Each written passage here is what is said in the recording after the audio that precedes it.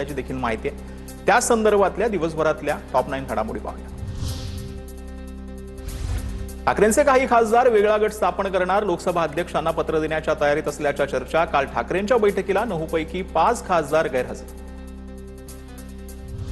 ज्याला जायचं त्याने खुशाल जावं, त्याचं भलं व्हावं। आजचा एक दिवस माझा नाही पण उद्याचा दिवस नक्कीच माझा असेल, खासदारांच्या बैठकीत उद्धव ठाकरेंची भूमिका।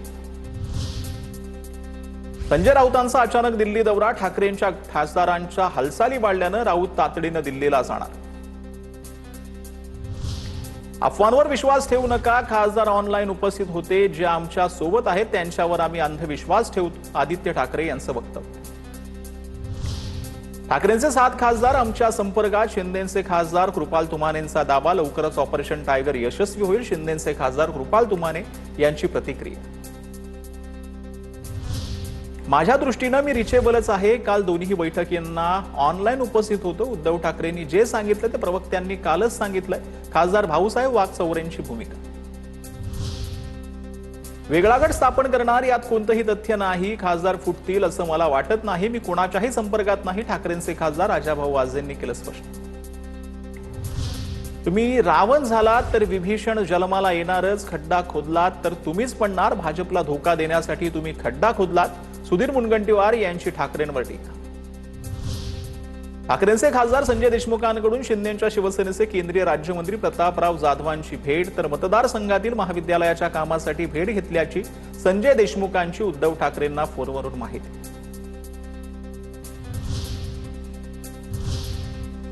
तर ऑपरेशन टायगरवरून विरोधकांनी टीका जी आहे ती सुरू केलेली आहे, त्या संदर्भातल्या टॉप 9 बातम्या पाहूयात।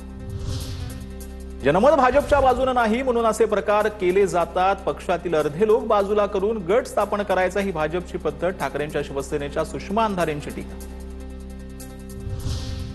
ऑपरेशन टायगर करण्याची आम्हाला गरज नाही, स्वतःचे आमदार सांभाळण्यासाठी बैठक घ्यावी लागते हे दुर्दैव, ऑपरेशन टायगरबाबत संजय राऊतांच्या विधानावरून संजय शिरसाटांचा निशाणा। पक्षात ज्यांना महत्व नाही असे चिल्लेपिल्ले ऑपरेशन टायगरवर बोलतायत, खासदारांचा वेगळा गट स्थापनेच्या चर्चांना अर्थ नाही, अंबादास दानवेंची प्रतिक्रिया। ऑपरेशन टायगरच्या चर्चा 2 वर्षांपासून ऐकतं, दानवेंचं वक्तव्य।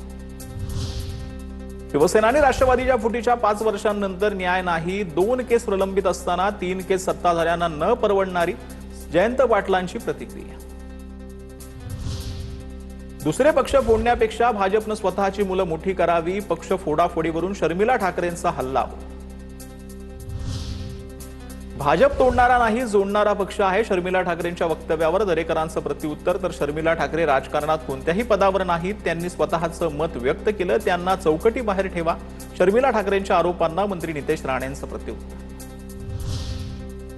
पक्षांतर करणाऱ्यांना स्वतंत्र गट म्हणून मान्यता देणं चुकीचं, शशिकांत शिंदेच्या निवडणूक आयोगावर हल्लाबोल, राज्यातील सत्ता संघर्षाचा निकाल आमच्याच बाजूने लागणार, शशिकांत शिंदेंना विश्वास। ऑपरेशन बाबत कोणतीही गोष्ट सांगून होत नाही, योग्य वेळी काय ते तुम्हाला कळेल, शिवसेना आमदार आशिष जयस्वालांची प्रतिक्रिया। खासदारांच्या बैठकीनंतर ठाकरेंच्या शिवसेनेच्या आमदारांची 22 जूनला बैठक, उद्धव ठाकरे मार्गदर्शन करणार, शिवालय येथे संध्याकाळी 4 वाजता अधिवेशन आणि इतर बाबींवर मार्गदर्शन। आता पाहूयात मोठ्या राजकीय टॉप 9 बातम्या। बीजेपीचे संस्थापक अभिजित दिपकेंवर हल्ला, जयपूरमध्ये कॉकरोच जनता पार्टीतर्फे शहीद स्मारकावर आंदोलन केलं जात असतानाची घटना, तरुण पळून गेला, दिपकेंच्या लोकांनी शांतता राखण्याचं आवाहन केलेलं आहे। अभिजित दिपकेंवर हल्ला करणाऱ्या जमावाकडून चोप, जयपूरमध्ये आंदोलनस्थळी जमावाचा गोंधळ, पोलिसांकडून परिस्थिती नियंत्रणात आणण्याचा प्रयत्न।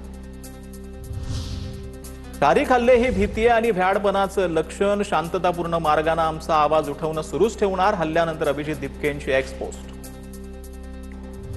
मुंबईतून मराठी माणसाला नष्ट करण्याचे प्रयत्न सुरू, संजय राऊतांचा आरोप, भाजपनं विमानतळावर गुंडांच्या टोळ्या पोचल्या, एअर इंडियाचं कार्यालय देखील नवी मुंबईला नेलं, राऊतांचं वक्तव्य।